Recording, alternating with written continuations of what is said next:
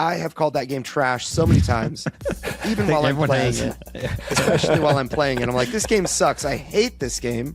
If your game sucks, you're not going to sell much. Ashton is really good at telling you why your game sucks.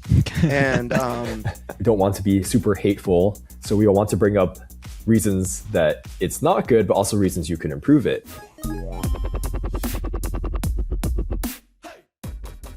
Hey, everybody, and welcome to another awesome episode of Crowdfunding Nerds. I am your host, Andrew Lowen, and I am joined, as always, by Sean, and we have a guest today. Ashton from Shelfside is back to talk about some common design mistakes that that new game designers make. This is maybe more of a game design-focused podcast. However, if your game sucks, you're not going to sell much. And so Ashton is really good at telling you why your game sucks. Really good. And, and so welcome to the show. We like to be the helpful and critical and constructive, you know. It's not all hate here. Well, go ahead, Sean. Well, just one thing I really appreciate about your YouTube channel is that it's so thorough. You guys really do deep dives, and it's almost like a stress test of games more so than reviews. It's not like, oh, we played it a couple of times and we think it's okay. It's no, we exhausted every possibility and we found the loopholes and we exploited them. So I really enjoy your content. I think you guys do a great job. Yeah, thank you.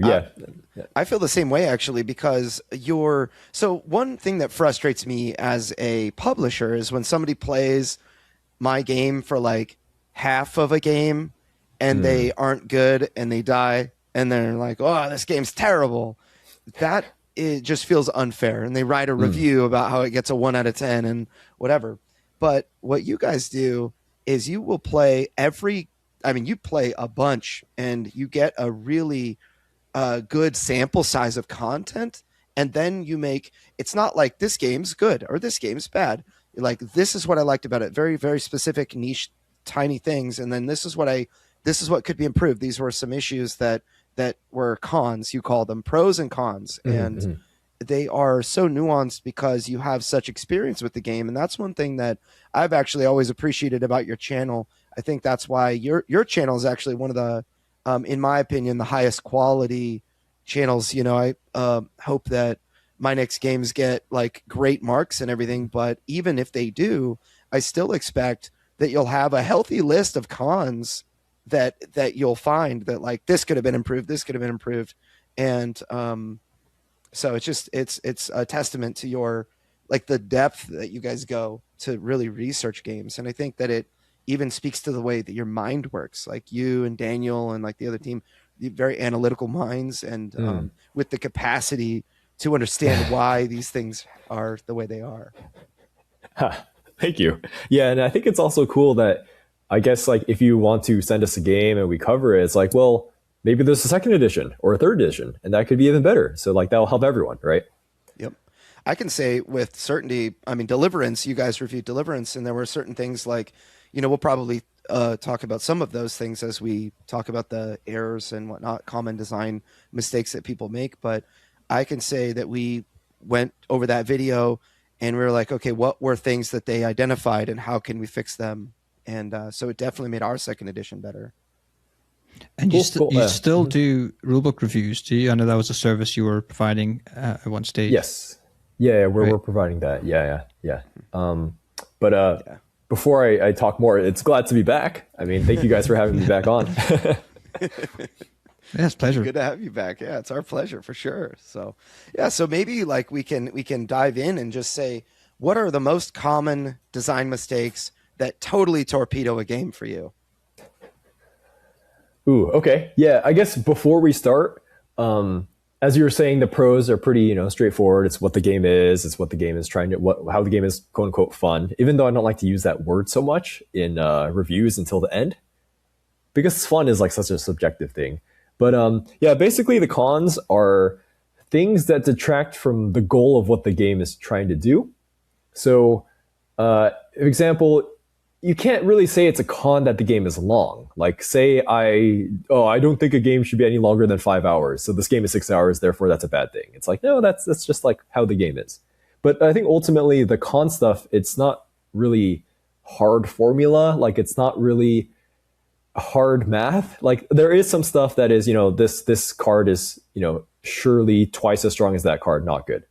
But, a lot of the cons is in this gray zone. I think that's why it's like so fun for us to come up with, because it's like, oh, well, this is not working in this game, but it might have worked in another game. And why is that the case? And I guess like as we bring up cons, we don't want to be super hateful. So we want to bring up reasons that it's not good, but also reasons you can improve it. So, constructive criticism, all that. And even if we're not like 100% correct, because maybe we haven't played it, like 20 times, like as the designer has, or super fan, it maybe is the beginning of a nice discussion. And for our viewers, it's like, oh, wow, this is like maybe another way to look at it. Because ultimately, I don't expect everyone to 100% agree with everything we say, but it's an interesting viewpoint, right? Yeah, absolutely. I think that it's also necessary. As much as somebody doesn't like it when their baby is called ugly, then, when what I find, like, just you put yourself in the mind of like a regular gamer, you look at games and you say, you're calling someone's life work trash at the drop of a hat, and it's fine because it's just you talking to a friend, and it's not like anybody has any personal tie. For example, World of Warcraft, probably one of the most successful games ever. I have called that game trash so many times, even while I'm playing it, especially while I'm playing it. I'm like, this game sucks. I hate this game.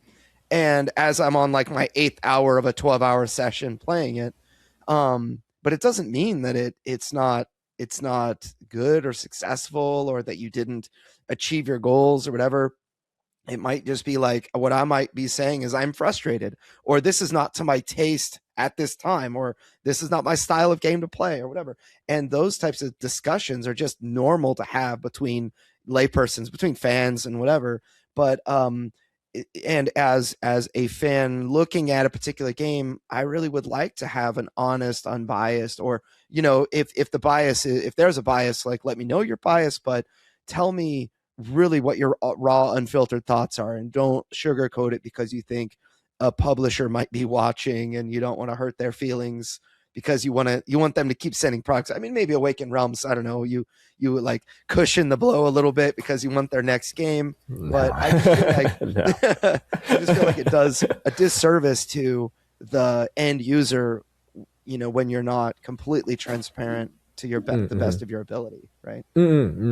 Yeah, like even for Awakened Realms, it was interesting. I worked on a review for Nemesis, and I was really going into their expansion because it just like the Sangre Grove expansion for Nemesis Retaliation, it just wasn't at all what they said it'd be on the Kickstarter page. So we had to talk about that, right? Because people need to know.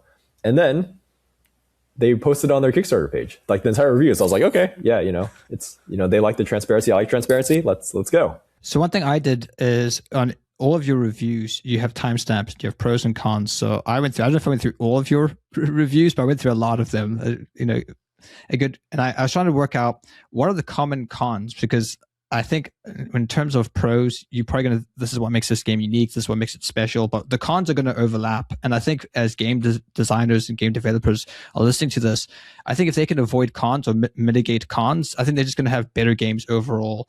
So here are some of the ones that I spotted, and feel free to kind of do a deep dive into any one of these, but maybe we could come back to them. But I'll just kind of bullet point them here.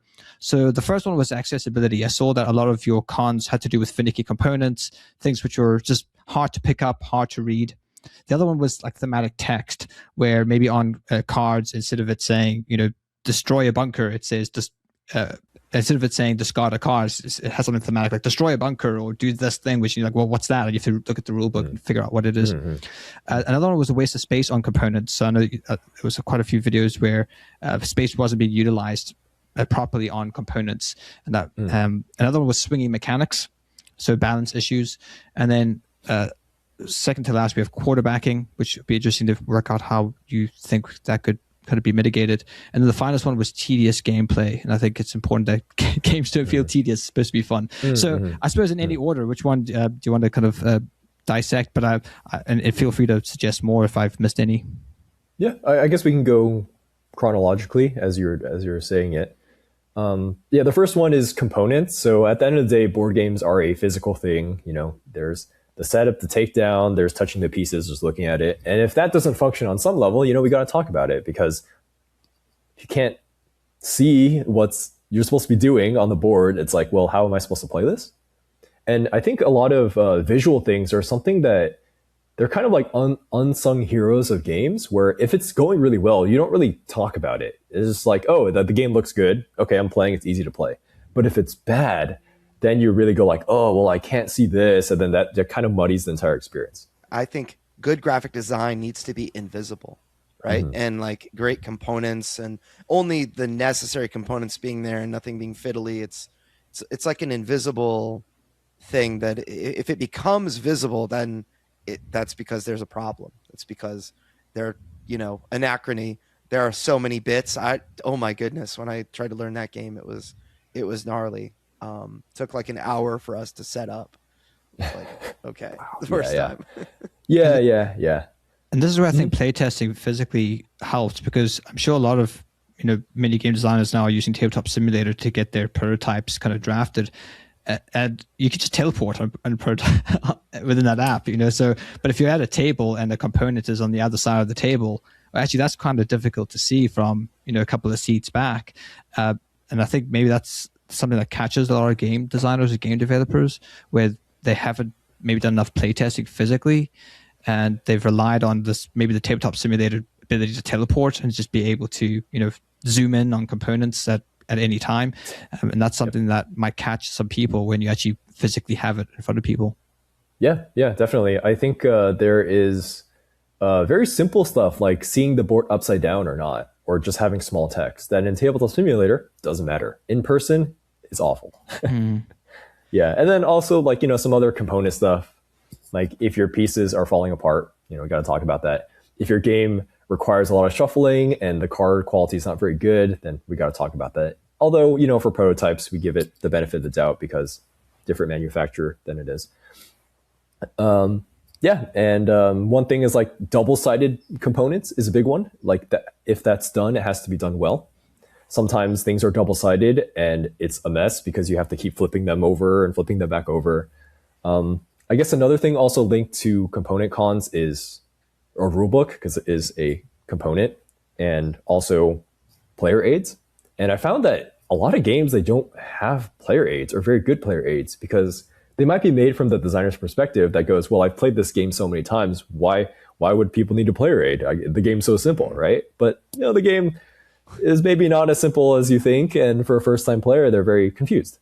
Yeah, I think that the benefit of playing in person and play testing in person teaches you so much.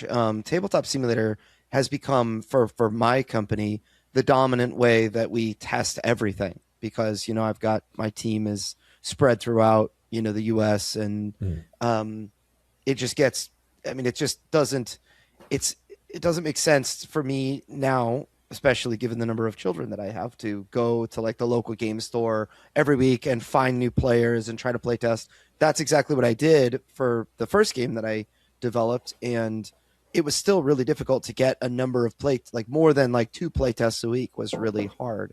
But with Tabletop Simulator, it's like you get a bunch. And there was this one game that we're working on is we're calling it Angelcraft. It's kind of like Warcraft 3 Frozen Throne, but on with angels and demons and whatnot. And my team was convinced. They'd never played like a chip theory game that had like poker chips that stack and whatnot for health. And they were like, these poker chips are so fiddly and they're so frustrating. We don't like them. Let's just do like cubes on top of the poker chips for the characters to track damage, or let's just track damage somewhere else and whatnot. I'm like, no, guys, trust me, the tactile experience is really fun. I promise you that it'll be good. And we actually ended up in Tabletop Simulator. We switched from like putting like poker chips, because it's really a pain in the neck, to like lose 1 health or gain 1 health. You have to move the top chip off and then pull a chip and then put the top chip back on, which is the unit. And in real life, it's just like slide one out from the middle, or whatever, right? Or take one out from the bottom. And they were, when they finally got to play in person for the first time, they were like, oh, actually, this is really fun. I told you guys it'd be fun. And so the difference in Tabletop Simulator, like virtual playtesting versus physical will teach you different things. And also, I think one thing people tend to not do as often as they should is blind playtesting, where they hand someone the rule book and they're like, you learn it, and they just watch, you know. And when somebody asks, well, what should I do here, the only answer is like, well, what do you think you should do? Right. I mean, because that's how people are playing your game. Like, you're not going to be over their shoulder being like, oh, then you do this. Oh, yeah, don't worry about that thing. It's actually easier when you start. It's like, no, you're not going to be there as a designer. Ashton, do you think more publishers should create video tutorials for their games? I know this is quite easy to do on Tabletop Simulator, right? Where it's like, here's my game, and this is how you play, and this is what it is. And then you still have the rule book, but at least you have, from the horse's mouth, so to speak, a kind of step-by-step how to play. Would that be something that you would think would be beneficial as a reviewer and as someone who plays lots of games? Yeah, I think at the very least, it would be good for them to maybe save some time, because they could make this how to play video and then send it to people they're having playtest. And then also, by creating this script and filming, maybe you might go, oh, well, that rule could be written a better way in the rule book. Or maybe this rule isn't as intuitive as I think. Something like that. Yeah, but as a reviewer, I would always start with the rule book in terms of trying to learn the game, because that's just kind of how to describe it, like the best point of contact. It's like the most common point of contact for a buyer. For rulebook structure, I remember when I did the rulebook for Deliverance, the very first one, like prototype version, I had just played Seventh Continent, and I had just read their rules, and I was very inspired by them, and we're like, well, surely this is going to be, it was like the first version of Seventh Continent. And the way that their rulebook was formatted, it explained every component first. It's like, oh, this is this type of card, and these are the elements of what it does. And the next page spread was like that type of card and this type of whatever. And then after that, it was like, after about 20 pages of stuff, it was like, here's how to play. Here's how to play the game now. And I was like, I'm going to do the same thing. That's great. That seems super smart. And nobody understood how to play the game. I was like, blind playtest, this is easy. And it seemed like, and then I just totally changed it and put here's how to play. But like, before I tell you how to play, this is who you are. This is what you're doing. This is how you win. And then we'll teach you setup and how to play and whatever. And players, all of a sudden, it felt like I was feeding people information in the right order. It's like, who am I? Why does it matter? How do I win? And like, okay, if we lose, if we all die, we lose. If we defeat all the enemies, we win. Got it. So now I kind of have more context for what I'm going to read next. And what do you feel? I guess my question is related to the rule book. When you read a rule book, what do you need to know in what order? Like essential stuff. There's stuff that's variable, but what's like the essential stuff for you? Hey, Crowdfunding Nerds, if you're looking for an awesome fulfillment partner for US shipping, you should really consider Bridge Distribution and Fulfillment. I personally use them. I've used them for multiple projects. They do such a great job. They also can fulfill Amazon orders and get you prepped for Amazon and their warehousing team. I have been so happy using Bridge Distribution. I'm really proud that they're sponsoring us. If you reach out, bridgedist.com, that's bridgedist.com, let them know we sent you. All right, now back to the show. Yeah, I think as you were saying, the why is the most important. Like, why am I here? Why am I playing this game? So I guess early on, maybe like the first or second page, it's very important to go, okay, this is why our heroes are here very quickly. And this is what they're trying to do, which is the goal of the game. And then here are some maybe general concepts. And then maybe as a component list if you want to reference it. And then just jump into either the main phases of the game, like what you are doing on a turn, or talk about a main idea that you need to understand before you get into that. I think one really good formula I like, and I wish more rulebooks had this, where you split the rulebook into two pieces, actually. You have like a main rulebook, like this is how you play the game as fast as possible. Don't worry about all like the component nuances, just this is how you get going. And then put like the rest of the question stuff in another book that's like an appendix. And a lot of FFG games don't have good rule books, but a lot of them do have good rule books. Like the good ones are like Mansions of Madness, Eldritch Horror, TI4, and those all have split into two rule books. And so that way, even like on a physical level, you could have one person, if you're playing with a friend, one person reading one rule book, one person reading the other. Or if you want something, it's all alphabetically referenced in the appendix. I think the appendix. Let me think. There are a couple of games that did this really well. Recently, for me, I opened up Iridia. I don't know if you've ever played that one. No, not yet. It's pretty cool. We interviewed the designers and they started working on it in like 2013. It's like a 10-year project and it feels like that at every corner. It's just nuts. But they gave kind of like a quick start guide, like an 18-page. This is how you play, and these are the main concepts. And here's like go over here and do this thing, and now you're fighting a target dummy, and this is how to deal it damage. And they did that very simply and easily. And then at the very end, they're like, the main rule book is over there. It's like the advanced rule book. But if you need to look at, it was almost like a quick reference guide for the main rule book. It's like, now you know how to play. And if you need to collect a chest, or if you need to get rewards, or if you need to whatever, like they had this little like sub table of contents on the very back of that quick start guide to help you navigate through the rule book. It's like, oh, if this comes up, if a character is defeated in combat, like go to that page or whatever. So it was like the 10 most common things they expected you to encounter first were like a little tiny table of contents on the back of the quick reference starter rule book. And I thought that was really smart. That got me started really quickly, and it allowed me to, I guess, like fail forward. It's like whatever I'm doing, it's like, oh, I don't know how to deal this. Oh, I see it's on page 35. I think Elder Scrolls Betrayal of the Second Era by Chip Theory Games also did a really good job with that. Their rule book was like 85 pages, but then they had like a, really quick start rule book, and then of course their dice tutorial was amazing as well. In general, like people just learn by doing, so the faster you get them doing the thing, the better. And I've been in so many like rules teachings where people just kind of like zone out, like, oh, let's just play the game. So you kind of want to take this idea to your board game, just get people doing things as fast as possible, get them going like, oh, this is my player board. Okay, this is like the components I need to be moving around. Oh, now I understand it because like I'm, doing the mechanical motion, the motor motion. Yeah. So would you advise people to kind of do like a quick start guide that gets you touching the components and playing, like, okay, set it up like this. Now, here are 4 example turns or something like that. Or how would you, so what have you found to work really well for your group? Yeah, I think that's really good. Not every game needs this. For example, like 30-minute or shorter games probably don't need it, like party games.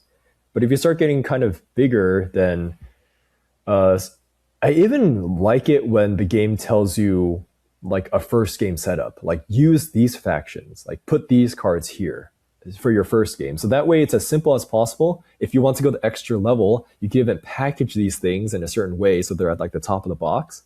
Like, oh, I look at these first. So that way the component strain is really reduced when you open the box. Do you think that, I guess,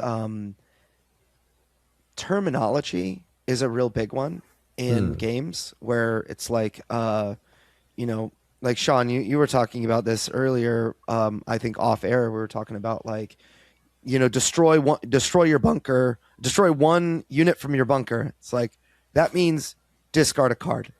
It's like, why don't you just say discard a card? I feel like I have to figure out what destroy means, what unit means, and where my bunker is.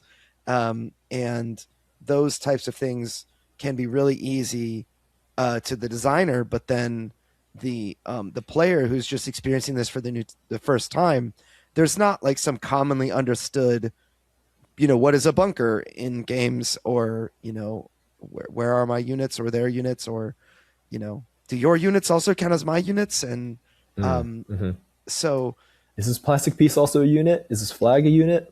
Yeah. So yeah. I guess if you wouldn't mind, talk about some like terminology and like nuances there that you found to be frustrating or delightful. This is directed towards Sean or me, or like you, Ashton. Oh, okay. Rule books and whatnot. Within rule books, like terminology, even on cards. Yeah. Definitely having an index and glossary helps so much with terminology. And these are, of course, for bigger games. I think for smaller games, just having them defined very clearly at the beginning is good, and perhaps defined again on a player aid. Yeah, so it just needs to be defined very well. Something that is, again, kind of like the whole graphic design idea is if you have symbols, it will help immensely with understanding certain terminology. And again, it's one of those things like it should be invisible. Yeah.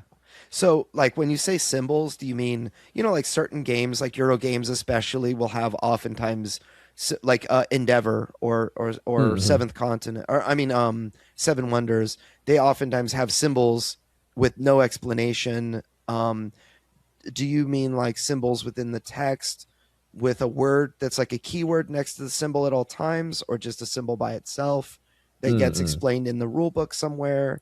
Can you care to expand on that at all? Yeah. I've seen symbols next to keywords, which I thought was actually fine.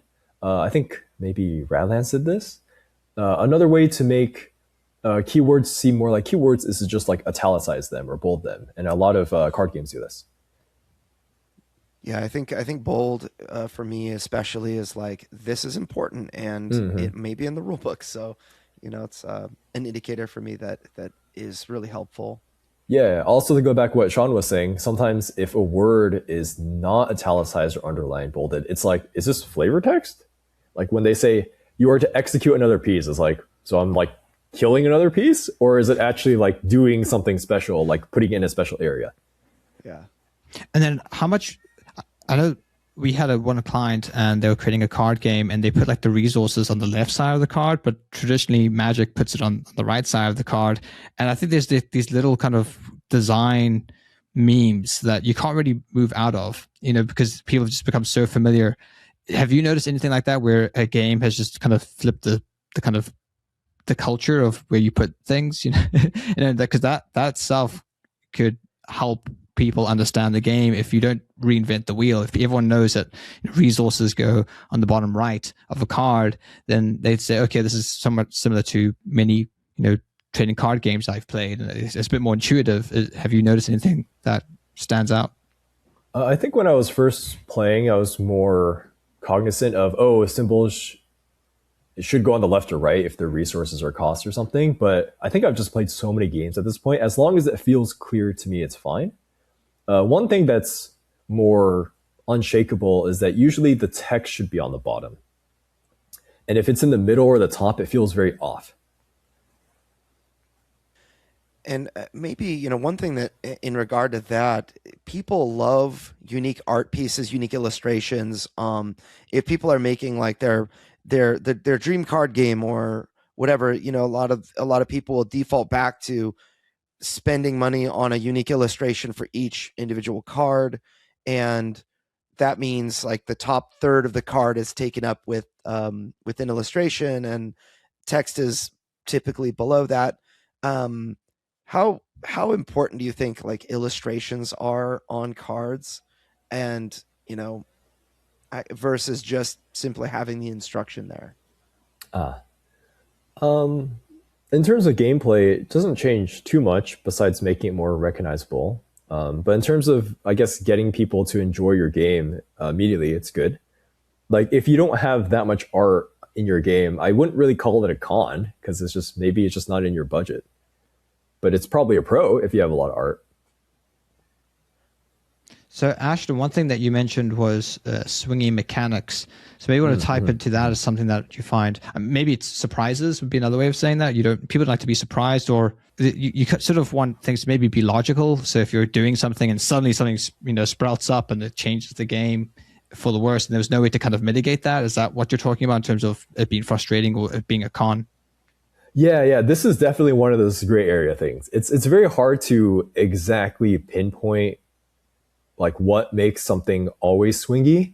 But I guess if I were to put it in words, it's okay for a game to have swinginess, but there's a certain point where it becomes too crazy, too swingy. Like it's not founded on anything it's not grounded well. And so the game just feels kind of silly. Like for example, if you're playing a game and someone's winning, someone has like 8 points, and the other person has 4 points, and then like they go to a special space and they flip over this thing, and it's like, oh, you get 5 points. Now you're winning the game. It's like that shouldn't be in the game. Like something so beneficial where you're losing and you flip the thing. Now I'm like winning by like I 3x my points. But swinginess is also fine in a game where you're fighting each other, and maybe you set up it properly and you have a climactic fight and you swung the needle to your favor. Yeah, this thing is like such a gray area. It's it's hard to like really pinpoint down until like a game is in front of me. Well, I think Mario Kart might be a good example of swinginess, right? Where people at the back get these really powerful abilities to kind of help them get front. So that's quite swingy, but the people at the front don't necessarily have access to the same arsenal of blue shells or whatnot.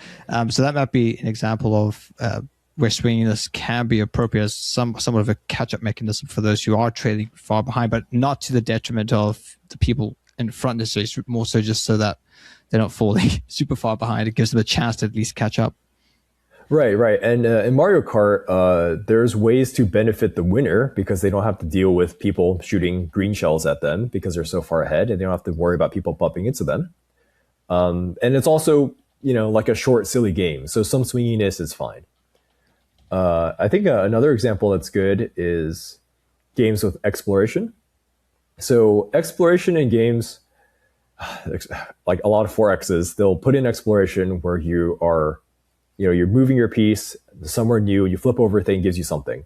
But sometimes that new thing is way too good. Like, for example, say you go somewhere and it makes all your ships 3 times as fast for the rest of the game, and no one else gets that. Well, that's a crazy swing. Like, there's no way anyone can really counterplay that enough. Swinginess also falls within like the overall structure of the game. Like, if the game is long enough, then there's maybe enough time for other players to catch up against that swinginess or to counterplay it, to mitigate it. For example, of a 4X game. Yeah, I think about swinginess and like the unfortunate unintended consequences. Like, I've made all the right decisions and I'm doing, I'm it's a strategic game. It's not a luck-based game, but then all of a sudden all my decisions are just mitigated by the fact that you stumbled into that 5-point victory card. It was like a 5 victory point card or whatever. And that feels like I almost got cheated by the game. But then I guess maybe the designer's intent, because I've talked to designers that are so intent on keeping what I call the shoot the moon mechanic. It's like you're way far behind. There's no way you can catch up. So go for this particular thing over here because it's your only chance. Like in Catan, if you're losing and all your roads are blocked off, you've got to get the development cards. Like, go just buy all the development cards you can and that kind of thing. That's your kind of method to get back into the game or, surprise people and whatnot.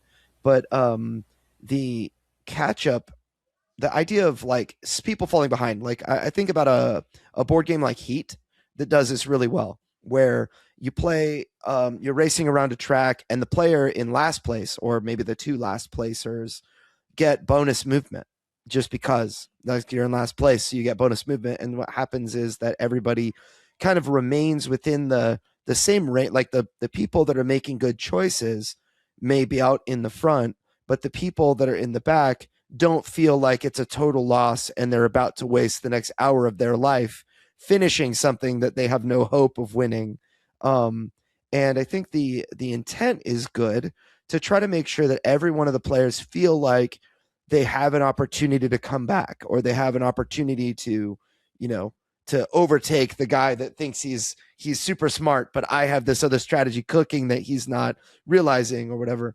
And so I guess question for you is, what are some examples of like catch-up mechanisms that you feel do a really good job keeping people in the game feeling like I stand a chance even though I'm 4 points behind or whatever? Actually, I think Catan is a good one that you brought up because, and also it kind of ties into this swingy discussion because there is a swing at Catan where you are able to take the largest army and the longest road. And I think that's actually really good, simple design where you can see it coming, like someone's clearly building up a road or clearly building up a knight stack. And then it's a 4-point swing, -2 for them, 2 for you. And that will just decide the game a lot of the time. So that is a way to come back.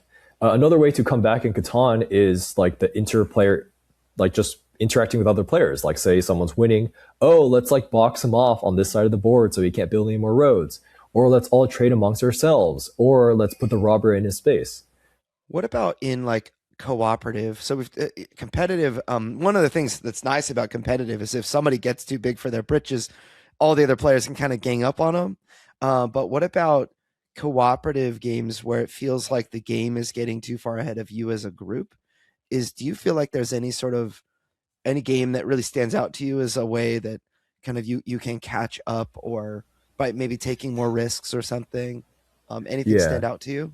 I don't think there's anything that much more complex than what I've seen is if you lose a scenario, your team gets like a buff.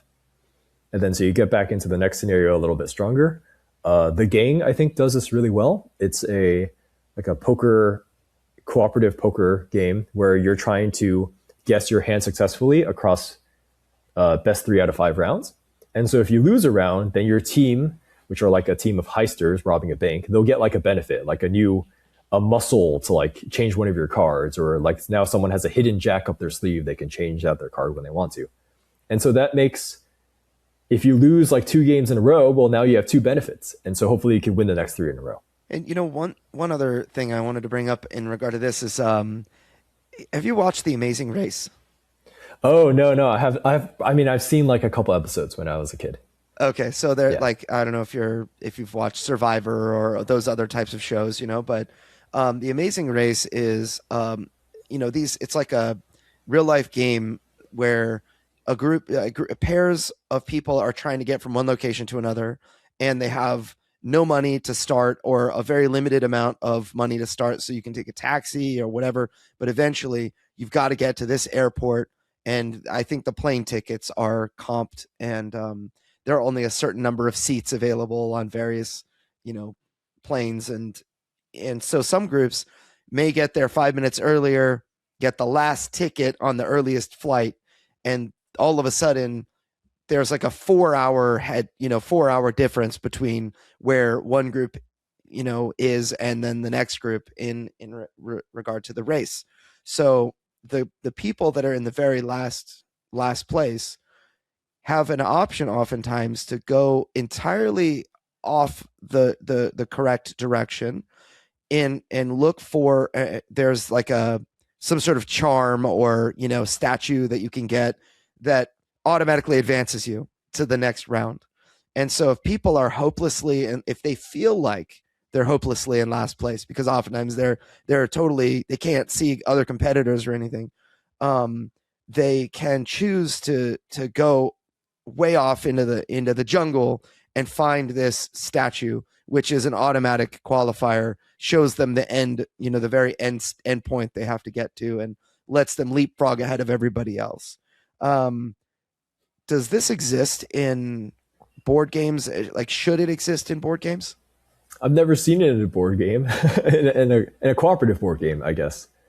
Yeah, I might have seen it in some other games, but I haven't seen it in a cooperative board game. Yeah. And I think in a cooperative board game, it's really hard to balance, because it's like, well, how far behind do you have to be for this to be an option?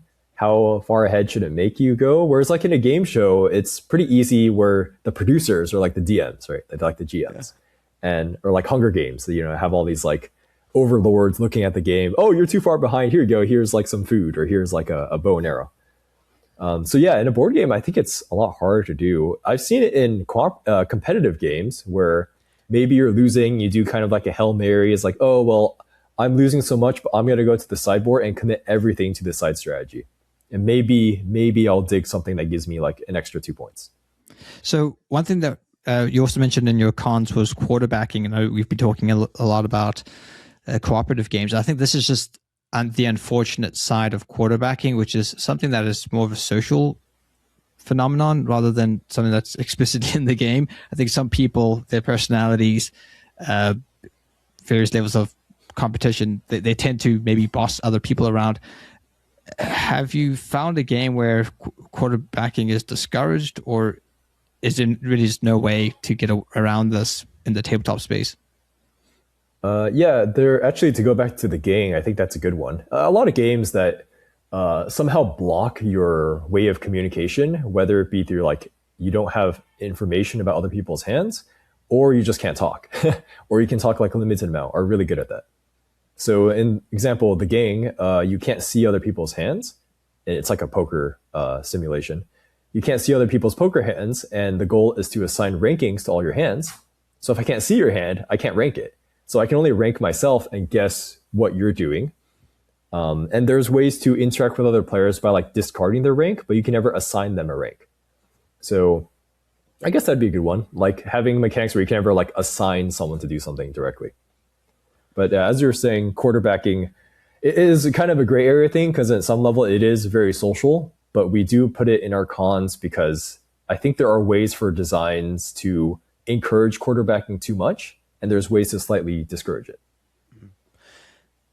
Related to quarterbacking, then, you guys have reviewed Gloomhaven or Frosthaven, right? Mm-hmm. Right. And it's been I remember looking a long time ago at that review, but the way that Gloomhaven tries to slow quarterbacking or get in the way of quarterbacking is you're not allowed to say what you're about to play, but you can tell players that you're going to go slow or fast. Mm-hmm. And does that actually work for you, or is Gloomhaven totally quarterbacking central?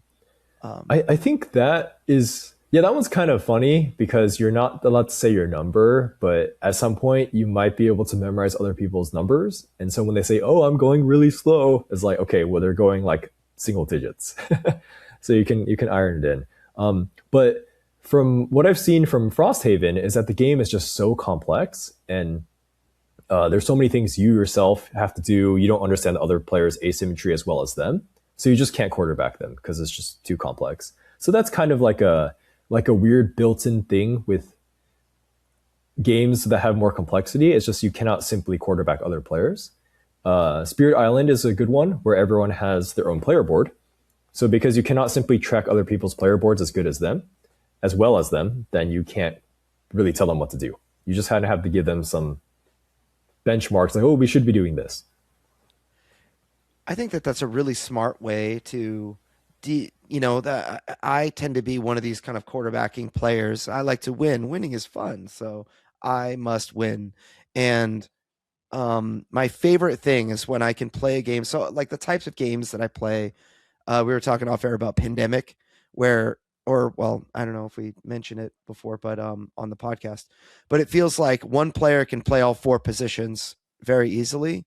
And so when I play a game like that, it's really hard to not say, you do this. The medic is the biggest defender. It's like you get rid of 3 cubes and there's only one space on the map with 3 cubes. So you got to go there, man. Yeah. And it feels bad when when I play a game like that, I have to zip my mouth shut, and it just is not a fun experience to me. But because the game is so simple, it's easy, very easy to quarterback. Whereas games that have enough complexity, they oftentimes I'll think I know what the person should do, and this is what I find is that quarterbacks think they know what you should do, and then you look and say, no, I don't need to do that, I'm going to do this instead. And what happens is you take your turn in a particular way, or the person takes their turn in a particular way, causing the quarterback to say, well, I guess I'll adjust what I'm going to do as a result. And I think that's probably, for me, one of the better ways to handle quarterbacking is that complexity that you're talking about. If there's stuff that you track in front of you on a player board in a cooperative experience that's not like, maybe you don't have to hide the information from everybody, but it's just, there's enough for me to do in front of me that's kind of what I'm focused on. If each player has a different, player board in front of them that they're focusing on, that tends to really like distract the quarterback a lot. Yes. Oh yeah. I think it's exactly what you described it really well. It's like if what I'm doing is on my turn affects your turn so much, then I cannot quarterback your turn. It should be faster for you to do your turn. And then when you're doing your turn, it changes my turn so much, so I need to worry about my stuff. So whereas Pandemic, it's more, yeah, you move here, you give me those cards, and then on my turn, I will clearly have those cards, and I will do the thing to cure the disease. And if we don't do that, then we're all just throwing. So that'd be stupid. So we should do my idea. Yeah. So I was curious about like what is one game. So you talked about the gang. I was also thinking of the crew. Does that pretty well. It's like they have a cool way to kind of limit communication where you can give limited communication. But what's another example of a fully cooperative game that you really, really enjoyed that had enough complexity in front of you that kind of eliminated that quarterbacking? I wouldn't say I really, really enjoyed this, but I enjoyed it, was the Fate of the Fellowship, the Lord of the Rings Pandemic system, where I think by having the board be more complex and also having everyone control 2 characters instead of 1 in normal Pandemic helps alleviate that quarterbacking. And there's like now an army mechanic, so you have to fight the orcs that are invading Middle Earth. That's also another layer. And then also it's just really thematic. So it being so thematic, it's like, yes, Lord of the Rings. Okay, cool. We can just kind of hang out here.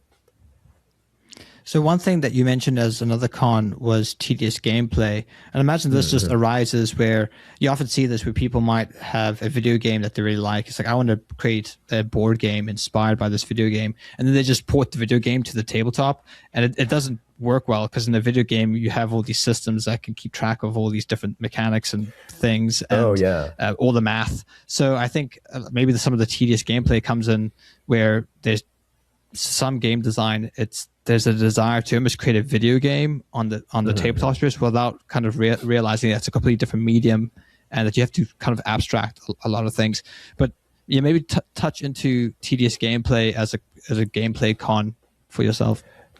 Yeah, I think that would actually be like 2 different cons where one of them is kind of like that clunkiness you're describing, where it's like, oh, let's just make this grand idea a board game and we'll have 1,000 pieces and it'll work. But that doesn't really work well, or they didn't streamline it enough, so the idea is kind of maybe a little flawed inherently. So it's just very clunky. The other one is tedious, where perhaps maybe the game doesn't feel rewarding enough or doesn't really get to the point. Or it's like, I've seen a trend in a lot of games where everything will just be accelerated a lot faster. For example, like White Castle, that's a Euro that has 8 turns, I think. And so you're compressing like 3 actions into a single turn. Whereas normally in, I guess, older Euros, maybe you do like 1 action a turn. And then also this goes maybe to a sense of the game doesn't have enough progression. So it's like you feel like you're doing the same thing over and over again and you're not really getting anywhere. This episode is brought to you by Hero Time Manufacturing. That is Hero Time, the numeral 1.com. Hirsch Gleck has been a regular on our podcast. We highly recommend his services. He is a man of integrity. Hero Time, they can make anything. They've got competitive pricing and they even do game prototypes. So make sure to check out Hero Time, numeral1.com. A link is in the show notes. And if you use the code Crowdfunding Nerds 101, you can get a 3% discount on your production through them. Let's get back into the episode. In regard to, I love that, by the way. You're not really getting anywhere. You're doing the same thing and not really getting anywhere. I think one of the big, I guess, for me, when I think back to games that I've played that it was like this, that they later fixed, Terraforming Mars is the biggest one for me, because when you get the Prelude expansion, that's like required. If you play Terraforming Mars, you either play 3 extra turns in the very beginning, or you start with the Prelude expansion, which is like you get some starting resources now. And I remember even when I was designing Deliverance, I felt like before I added starting resources to players, everybody did the exact same thing. All right, you got to attack twice, you got to pray twice, you got to do whatever. And the next round, you actually have an interesting decision to make. Will you now spend the resources you gained to unleash some powerful attack? Will you build up your resources and that kind of thing? And I felt like for me, like as one of the biggest kind of leaps forward early on in design for myself for Deliverance was, let's start people with resources. All of a sudden, they just felt like I have choices now. And if they got into a position where they have no resources and they have very limited choices, then they could reverse engineer the decisions they made up to that point and how I got myself here. It's like I should have, if I can think, like when I play a game, if I can think of like one thing that I could have done differently to be in a different place, if I go down in flames and lose, if I can't think of anything different that I could have done, then it's, maybe I don't like the experience very much. But if I can think of at least one thing, it's like if I didn't attack the guy, but I instead healed myself, or if I ran away this way, or if instead of running away, I just went in and like guns blazing, then it feels like that experience, maybe reflecting on it, it's not so tedious. But what are your thoughts on that? Like if you're playing kind of, we'll call it, let's say cooperative, and you're in that position at the end of the game, do you ever feel like you couldn't have done anything differently? And is that frustrating, or like what? I don't know. I guess I'm not exactly sure what I'm asking or how to ask it, but like I'm just kind of exploring an aspect of tediousness, and I would love to hear if anything is coming to mind for you.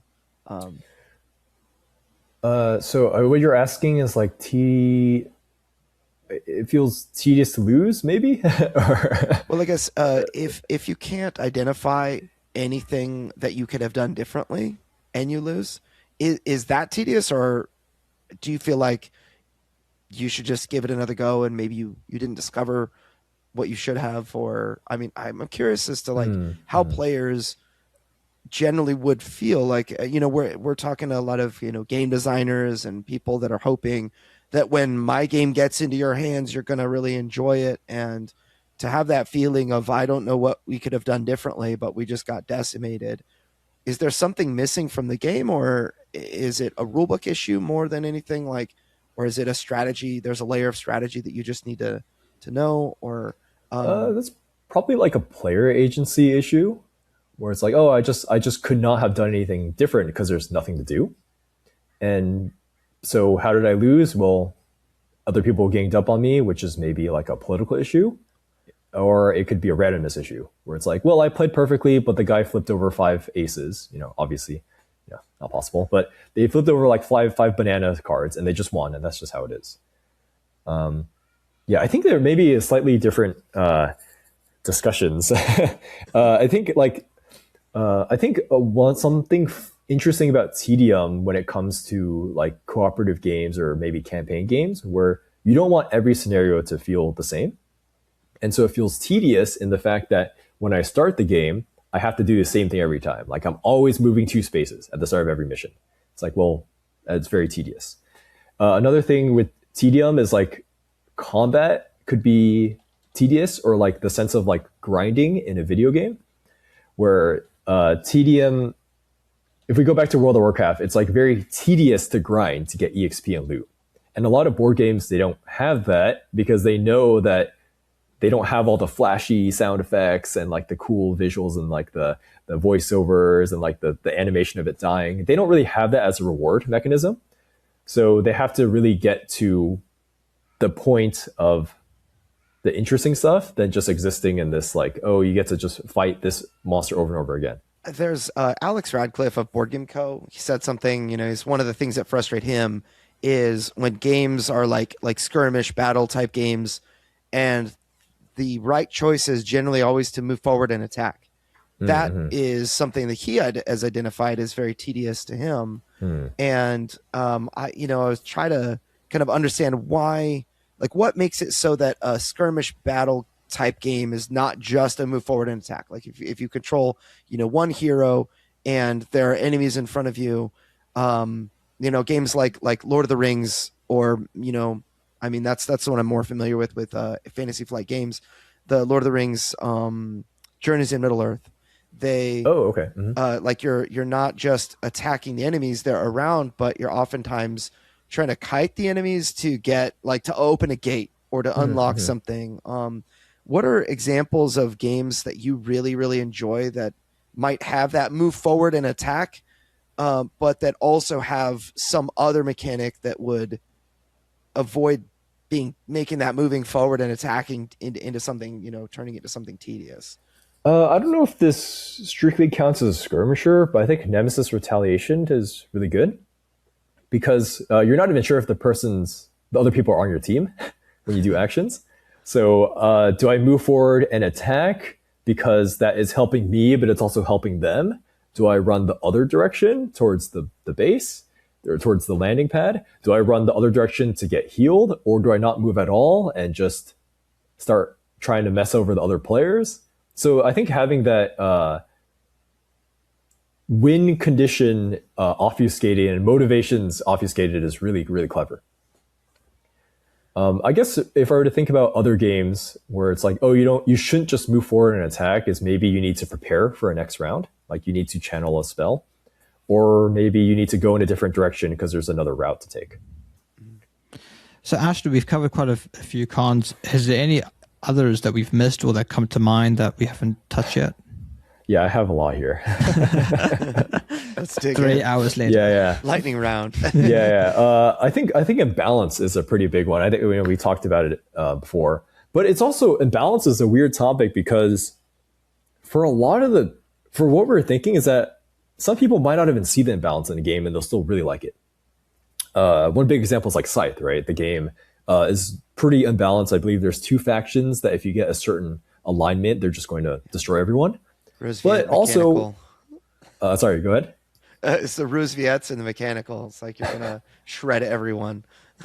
Right, but it's like in a board game, sometimes if it's not clearly explicit and people are having fun, then it's not weighted as much. And so if you think like a video game, imbalance is like the worst thing, right? Like a Street Fighter or maybe like a MOBA. It's like, wow, this thing is broken. We need to ban it from the game. But in a board game, people aren't necessarily playing it so competitively, or they might not even be playing it as many times to get this imbalanced feel. So usually if it is kind of imbalanced, we'll bring it up, but it might not necessarily like bring down the score that much, depending on the severity. And for a lot of like political games, we'll have the idea of like self-balancing. For example, TI4, there's clearly like a faction tier list in TI4, but no one's really faulting it that much for the Yin Brotherhood kind of sucking in a base game because they'll just partner with another faction and just destroy the Jolnar, which are researching a bunch of tech. But that's a good point, because I know that I actively make the decision when I host board game nights with friends that I purposely try to play the games in such a way to maximize the enjoyment for other players, because I'm hosting. So I don't really play the game to win, or I play the games to try and do things to create memories. So I might intentionally screw another player over, or I just go after my wife because she's quite competitive. I think that's where board games sort of fit into in some cases where it's not very competitive. It's just we're just trying to have fun together, and the game really is just an engine or a machine that helps do that. So I think that's a great point in terms of balance being a double-edged sword, where sometimes it could be a con, but sometimes it's maybe not too important because the game exists ready to be a vehicle for fun for players. Yeah, and like for the reviews, I was thinking, well, maybe this won't lower your enjoyment of the game. Maybe you'll still really be excited to play it, but when you're playing on game night, maybe you give this faction to your wife. Like maybe you give the weaker faction to your wife or the stronger faction to your wife, because now maybe they don't know the game or it's their first time playing and they'll have like a bit of a handicap, a positive handicap. Mm-hmm. Yeah. Let's see another one. This actually is linked to tedium, which is game length. So game length, as I said at the very beginning, it's not necessarily a bad thing, but if the game is dragging and maybe some people are eliminated or basically doing nothing, or it takes forever to get to the climax, then that's a problem. And then that is also linked to time length printed on the box, which is like a big pet peeve of mine, where the game will claim, 30 minutes per player. In reality, it's like an hour and a half per player. And so what are we even doing here on expecting the game to play a certain amount of time? Because, the worst thing on game night is like, the game will be done in like 2 hours. And then like 5 hours later, you're like, shoot. Yeah. I think when it comes to games being drawn out, I think sometimes game designers might introduce a lot of mechanics which hinder players instead of destroy them. Right? If you have more things which are like, this is actively making you lose the game rather than wasting time. Like you might have like a slow ability where it just slows you, doesn't damage you, but it kind of stops you from achieving a goal. Whilst if something just did damage and you're getting closer to dying, then those might be mechanisms you need to introduce more of, so that you don't have these very long drawn out games where just more things just take you out. Yeah. I think games are getting better at kind of honing in that time length, though. I haven't seen anything like too crazy. One like crazy example is the old Dune board game from 1979 that got reprinted in 2019. It's like if you play that game all the way to conclusion, 10 rounds, I don't know, what's like 8 hours or something. So I don't know how many people are finishing that, but at the other side, Harkonnen are so strong that in round 3 they can just win and kill everyone. So that's also some weird time length expectations. Like, well, are we going to finish this game in 3 hours or 8 hours? Yeah. And with a board game, it's not like a video game where you can just like save it, or you can say, oh, well, we can just put the computer aside. Like this is on your table. Yeah, I always play Harkonnen. Yeah, Harkonnen. I mean, I think they're the most fun. They're aggressive, yeah. Yeah. And then another one is player count scaling. So if the game says it's, between players 1 through 5 and the solo mode sucks, well, maybe you don't buy it for solo. Or the game is claiming to be a 2 to 4 player game and it doesn't really work as a multiplayer game, then, the audience should know about that. So the It expectation. bugs me when a game is 2 or 4 players, but not 3. It's like Interesting. or when 3 players is like, yeah. you're playing 2, but then 3, like, there's a Onward, I want to say. It's like the MOBA board game. If you haven't played it, I actually think it's pretty good, but Onward. It's Okay. a 1v1 game. And if you play with 2 players on one team, it's just splitting the number of heroes that team controls from 4 to 2 each. And it's like, it's really not, it's like 2 half players instead of a full player, so bugs me when games do that. Yeah, I've seen a lot of 2-player games do that. Like War of the Ring will do that. Yeah. This is actually, I think this next con is something really, I should have brought it up earlier, but it's really simple, but is the game claiming to be something that it's not? And I've seen, maybe this trend is dying, but about 2 years ago, I'd see a lot of games claiming to be 4Xs, and they're really not. They're more like 3Xs. And the term 4X just kind of became a catch-all term for, I don't know, there's like ships fighting each other in space, and there's a lot of like cool cards. So let's call it a 4X. I want people to be able to look at a game and get what the game is claiming to be, because I've been there as like a high school kid, almost no money. I have like $60 in my hand. I'm like, great, I'm going to buy a game. And so all I had is like, I don't know, a couple Google reviews and the back of the box to really gauge on how good this game is for me as a fit. So I don't want people to be, I don't know, it's just getting something that they didn't sign up for.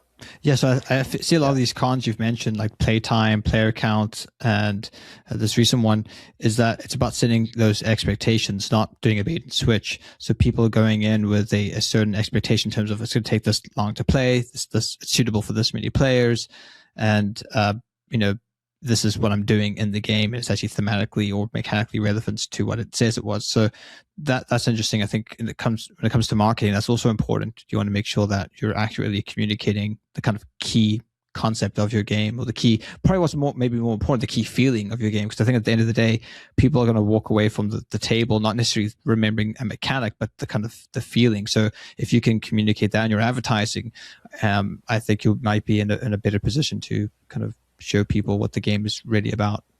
Yeah, like we'll even knock games they'll claim like, oh, this game has conquest. And so you look at the game, it's like, well, you're fighting each other, but are you conquering each other? Yeah, like Tapestry. Maybe not. Even though you're moving around on a map, you're not really fighting per se. Yeah. And for some people, that's good enough to have maybe the feeling of conflict of having dudes on a map stand next to each other.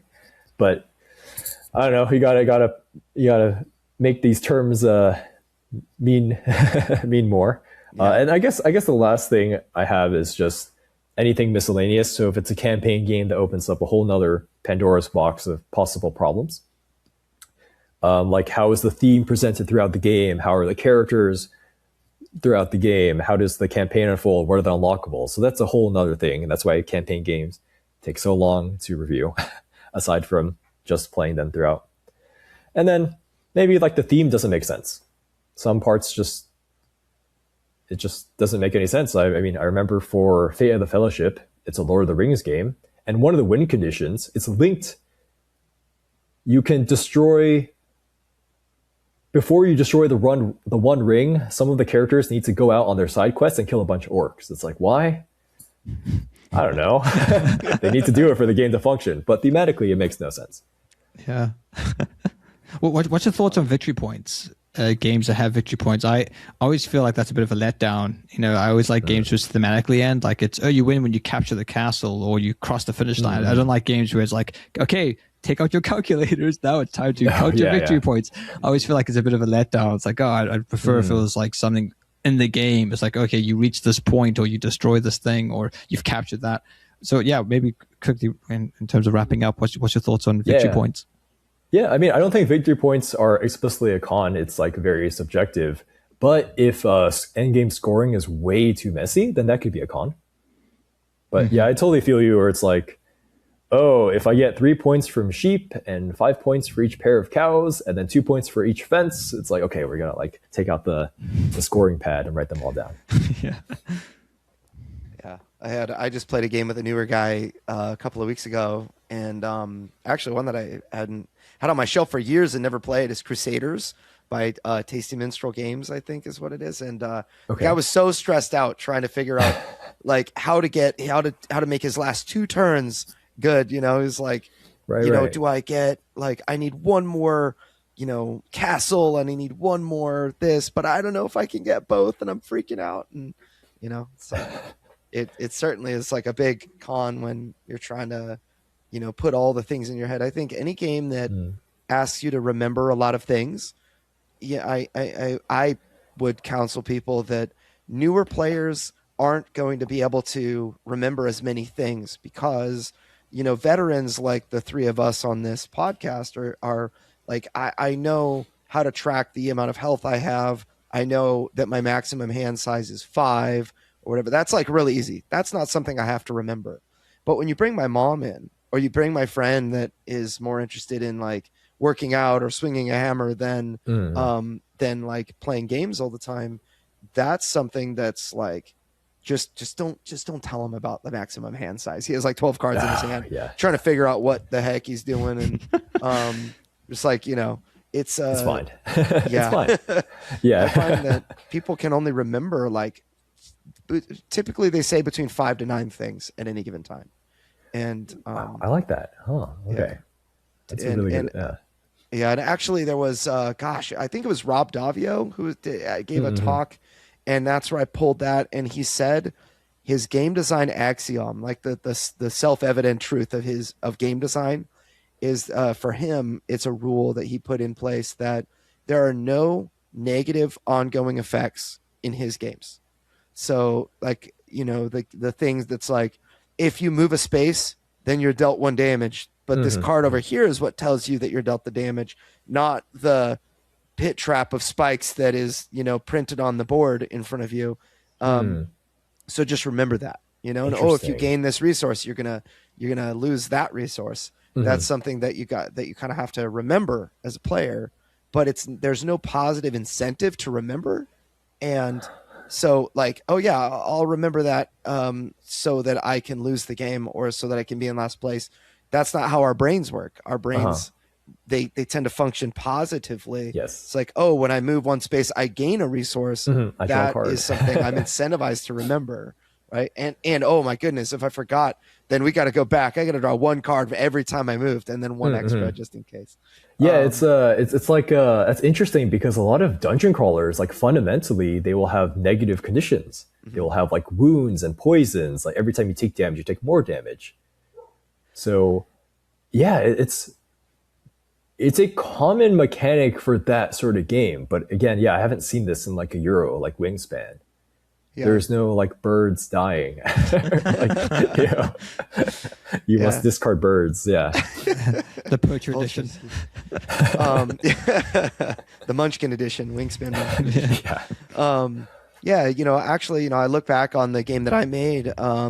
You guys got to play it, but there are these darkness cards in the game that have instant effects. As soon as they turn over, they do a thing, and then you get rid of them. Then there are cards that you turn over and they stay in play, but they just do a thing once a round during during the darkness phase. The darkness cards do things. And so if it's got a lightning bolt on it and it stays in play, then it's going to do the thing once per round during the specified time.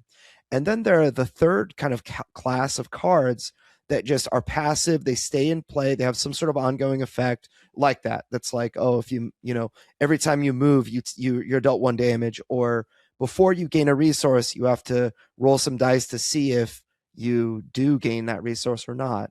And if I were to like do the game over based on what I know now, I would turn every single one of those things into a like, this happens one time on the turn. Maybe as soon as you flip it over, it happens, and then it also happens during the specified time that turn. Because if there's some sort of like, there are some games that have had like 5 ongoing passive effects going on, and because that's just how the cards come out, and it's like, okay, we have to remember 5 things and remember all how to play our characters, and so it's kind of an interesting bit of recollection. So now, like, one of the things that we try to do when designing the game, if a boss would have some sort of skill that's like, reduce all damage dealt to this guy by 2, because we need to make him harder, and characters toward the end of the game are getting stronger, whatever, I would rather say this boss heals 2 damage per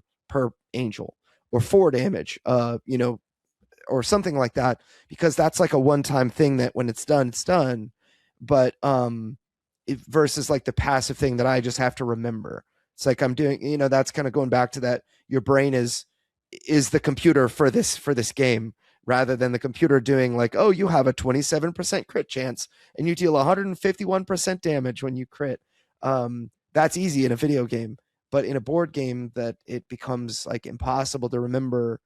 And just to do math on top of that is it becomes very tedious. And I think that that's something that I deal with in all of the games that I make, because everything has to be, it's like some version of fantasy, combat and whatever. And I want to make that feel interesting and like you have agency over the experience. But that can just add up to like in Dungeons and Dragons, it's really just math, the board game. Oh my gosh, yeah, there's a lot, yeah.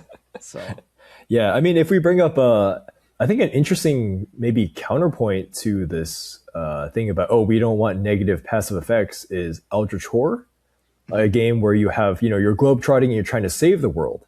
And maybe this is the distinction between this Ameritrash mindset versus a Euro mindset, where for me, and probably a lot of people playing Eldritch, the joy of the game is seeing the world crumble upon you and seeing your investigators become crazy and they get new conditions, and then maybe they'll get out of it, maybe they'll die, but it's an interesting story.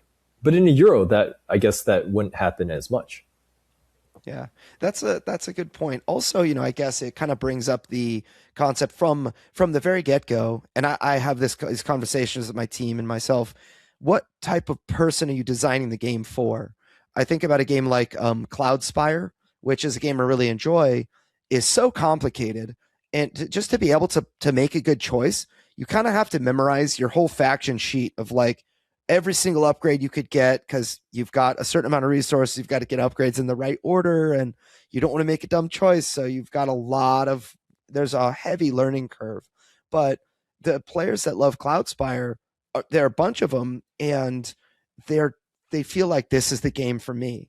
Newbies will never play a game like that. They'll start to play and be like, this is way too complicated, and they'll just quit, or they will just randomize their decisions or something to make it possible to actually get through a game. Or maybe they'll play 12 hours and finally finish and say, this is good, and achieve that learning curve, or just forget it, let's never play this again.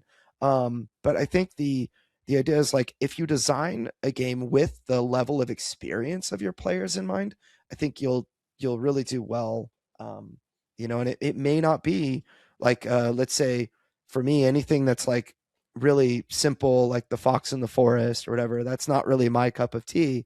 I want that chonky thing that I can do math and whatever. But so I don't know. I'd be curious as to your thoughts on that. Yeah, I guess this like ties back into the beginning. Also, the rule book, like rule books, they need to explain themselves in a certain way depending on the type of player. But yeah, I think it goes to say, I think what's so fun about making these reviews for me is that it's just, there's no hard like line on things. It's always just like, it's like a, we're trying to guess all the time. Like, okay, well, what is this game trying to do? Who is it actually for? What would that person think about this experience? Which is really cool in that we can like delineate this, like, okay, this is like what the game is. And then at the very end, we go like, okay, but I hated this game, but it's really good. Yeah, I suppose that's what makes your review system quite unique as well, because you have two scoring methods. You have your kind of objective or somewhat objective score, and then you have your personal scores. And it's usually a great contrast to see what you think this is a game in terms of the industry where it sits, and then what you personally think about it. And depending on who's reviewing it with you, they have their own preferences and it changes. Yeah, exactly. So I find that's very helpful to get a good kind of overview of a particular game. Yeah, because there's always like, I'm sure you guys feel this for like movies especially. It's like, yeah, that was like a really well-crafted movie, but I was super bored. Oh, yeah. Yeah. Schindler's List. Got to watch it once, but just once. Yeah, and that's like another thing about reviews. It's like, yeah, maybe this game was really good once, but I have no desire to play it again. I think sometimes that could be a good thing as well, because I think of in terms of Valve games, I think I've played maybe Portal a handful of times, Half-Life a handful of times, but I find those are like excellent games, and I don't really feel the need to play them again. It's like, no, I got the experience, and I think maybe that's something where game developers now feel like their game there's like bloat. It's like this has to be like the lifestyle game that they only play. Where I think I'd be quite happy if I got 5 plays, like 5 solid, decent plays in the game, and like, okay, I've exhausted the game, I can now sell it or give it to somebody else. So maybe there's an element where game designers need to focus on really making the game maybe be somewhat limited. It's like, okay, I'm just going to do this one thing really well, and yeah, it can only be played 5 times, and after that, you're probably going to get bored with it. But that's okay, because those were 5 really good games. Yeah, I totally agree. I was talking to someone that was making a 1v1 game that was like a war game, had some chess-like elements, and he's like, I was thinking about making this a campaign, like a solo campaign, like Gloomhaven. I was like, no, don't do it. Yeah. Yeah, or even just like for a campaign, making it, 8 really good sessions instead of 20. I think just really concentrating that fun. I think Naughty Dog did this because when the AAA industry was moving towards like massive sandbox worlds where you could do anything, they kind of focused on, no, it's narrative, it's the experience, and like they went too far. It was like, this is like an interactive film. But I think it was very much clear we want people to have this narrative experience and remember it, rather than having like this huge open sandbox world where you can do everything. It's like, oh, it's got 5,000 hours of gameplay. The reality is most people aren't going to play and explore everything. So I think this is maybe the same category in the board game space, where maybe there's been a bit more bloat, or there's been a lot of ambition, and maybe it's just focused about getting the core of the game really interesting. Yep, I have a lot of 100+ hour games that are just sitting on my shelf waiting to be played, and it's like, how many of these can I really have? That it's honestly one of them per year met at most, and there are probably 15 that came out last year that I'd love to have, but it's just, you gotta, I think that this is one of the places that the industry is going to get really bloated, is these massive open world sandboxy or massive campaign games, and I think, like you said, Ashton, the 8 solid scenarios that form the campaign, that's going to delight people. Not everything needs to be Sleeping Gods or Gloomhaven or Frosthaven style or whatever, but I think there's actually kind of a hole in the market in a way for games that will open up and you can play them in an hour and you can put them away, and you can make progress, right? And so I think it's a curious thing. Video games are the same way, actually. I hear a lot of people echoing the sentiment of like, I've got 400 Steam games and I'm looking for now games that are like, I pay $10 for 10 solid hours of gameplay, even like Hollow Knight, amazing experience, but Silksong is like, you could beat it in 20 hours, just came out. It's one of the most amazing games ever, but it doesn't need to be like some 900-hour massive open world sandbox. Yeah, I was reading a book on the rise and fall of Blizzard Entertainment, and World of Warcraft was an insane success for them, right? And then nowadays, there's still people trying to make... Oh, I'm sorry? Horde Alliance. I'm a Vanilla Alliance. Yes, that's what I'm Vanilla Alliance. Guys are traitors. Well, I can see basically angels and paladins behind you right now. But an easy one. Yeah, for World of Warcraft, it's like people are trying to make the next World of Warcraft, right? And there's so much, like, there's all these MMOs coming out. There's some with like pretty good success, like Guild Wars 2. There is Final Fantasy 14, but like some like Lost Ark, they're kind of petering around. And the issue is that World of Warcraft is still the biggest MMO. Like, people are still playing it. And it's like still the go-to one just because it's so big. So if you're trying to make the next World of Warcraft, what is going to have someone go from that game to now your game? So in some, I don't know the video game industry so well, but my theory is like, yeah, just don't even try. Like, just let World of Warcraft be. Just don't make it kind of like trading card games, like when someone's like, oh, I'm going to make a trading card game, and it's a really great idea. Well, you've got Magic the Gathering and Pokemon and Yu-Gi-Oh! That are kind of like the big three, and Orkana is trying to take a bite out of that and everything. But as a player, when a player's like, well, this is my lifestyle game, I play Magic, or whatever. There's Friday Night Magic at my local game store, and there are other players that I can just show up and like bring my Magic decks to the local game store, and maybe someone's around. Yeah, let's play Commander, or let's play whatever. That's likely to happen. But then, like, there are other niche games, like we've marketed a number of them, but that are really, really great, and people love them when they play them at conventions. But then when they go back home, they have nobody really to play with, except for maybe the one friend. They're like, you need to play this with me, and that's kind of it. So those games, when you make a TCG, it's you're now competing against like the big three games and nothing else really. It's like, why would, and the question is, why would I play yours instead of Magic the Gathering? Right. Whatever. Yeah, that's what a lot of my friends would say about certain games. Like, well, I'd rather go to pre-release, and this game doesn't have pre-release. So yeah. And there's like, that joy of having community where you can just like read forums and you can like hang out in like game stores.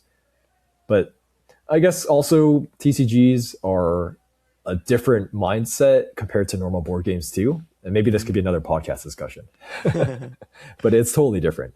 You're preparing for tournaments, you're doing trades, you're looking at prices online. You're scalping. Whereas a board game, I'm sorry? You're scalping. Yeah, you're scalping. But a board game is like, I bought the box, it was cool. Yep. And then I play it solo, and then I can get the expansion. It's just very different. Well, man, we have spent a great amount of time. I could easily go another hour just talking about all sorts of stuff. That's just, we should probably just hang out, you and your team and my team. We'll get together and then we'll play TI4. It'll be great. Record it. It'll be a Clash of Worlds. Yeah. Yes. Sean will just be trying to mess with everybody, and I'll be trying to win. 7 hours sit up at the table. Yeah. So, but yeah, it really has been a pleasure, Ashton. So lastly, where can people find Shelfside? Where can people find you and see all this content we've been talking about? Yeah, YouTube Shelfside, just YouTube Shelfside, and we'll come up. There's a big S logo. Recently, we've been trying to get bigger on Instagram, so we've been doing that for the last year and a half. So we'll upload 3 times a week or so. So if you want to see us more regularly, we have some funny sketches there. Also just photo shoots and stuff we're doing. That's there. But yeah, on our YouTube channel, that's most of the stuff. Mostly it's long form reviews. That's our main content. But we're trying to experiment with some more sketches for 2026. We recently made a video about if American Psycho was for card game players. So that just released today. So that's really cool. They're freaking out over card sleeves instead of the business cards. That's awesome. And you still do. There are many of our listeners. They are going to Kickstarter, GameFound, or that kind of thing. And you provide review services for games, right? Extremely high quality. I can actually say from firsthand experience working with you guys on my own projects, you guys did a really good job just going in depth, and you shared exactly what you wanted to share. A lot of people will share, like an overview, like a preview of the game, but they won't actually state what their thoughts are. And I enjoy how you guys do. And so you still provide those services, right? Yeah, we provide those. We also provide like how to play videos, which is like a file we give you. So if you want a 3 to 5 minute long video to put on your website, your Kickstarter page, send the game over, we'll make something. Oh, that's really smart. And I can tell you guys, we call them hygiene factors when we're reviewing a Kickstarter page or GameFound preview page. If you don't have a video that explains how to play, you are missing something that will cost you. And so, yeah, you guys do such high quality stuff. I probably use you for my next project for sure. You also do video ads, right? Because I know we had a client, Legends of the Arena, and you kind of put together a little skit ad for them. So that was really fun. Yeah, that was really fun. Yeah, so we have those on Instagram where we can just like make a social media ad, and we can have it be as silly as you want. Like we could go the whole 9 yards with putting jokes in, or it could be like a lot more direct to the point where it's like the classic Instagram ad, like this is the game, this is the feeling you get, and then like a loop upon itself. We also do ad placements on YouTube, which is a cool way to get your name out there, because some people, quite frankly, they use like YouTube Premium, so they don't even see ads. So I was talking to Jamie Stagmeyer, and he was saying, oh, wow, this is pretty cool, because normally I don't see ads, and it's ad for a board game. Well, I'm a board gamer watching a board game video. Yeah, I'm going to watch the whole thing. That's awesome. Well, cool, guys. Follow Ashton on Shelfside at check that YouTube channel out, subscribe. It's amazing. Thank you, Ashton, for joining us. Yeah, thank you. Thank you, guys. Yeah, I'll see you guys in a couple months. We'll do another talk, probably. Great. You got it. Until then, nerds, catch you on the next episode. Hey, Crowdfunding Nerds, it's Andrew Lowen, and I wanted to introduce you guys to the Crowdfunding Nerds Academy. If you don't know, we have a do-it-yourself course system that will teach you how to build, excite, and prepare a crowd to fund you on your launch day, and that is our goal. I have used these systems to help raise over $30 million for tabletop campaigns, over 200 tabletop crowdfunding campaigns since 2019. I've generated over $100 million through e-commerce sales using these processes. These courses teach you how to replicate our results. They're made for the small creator. Over 150 of those people were first-time creators. These courses contain hundreds of hours of podcast discussions and tons of details that are almost impossible to find on the internet. And they have been distilled into concentrated courses that you can absorb quickly. They are designed to generate results. We hold nothing back. Visit crowdfundingnerds.com/academy to learn more, or just Google search Crowdfunding Nerds Academy. Back to the show.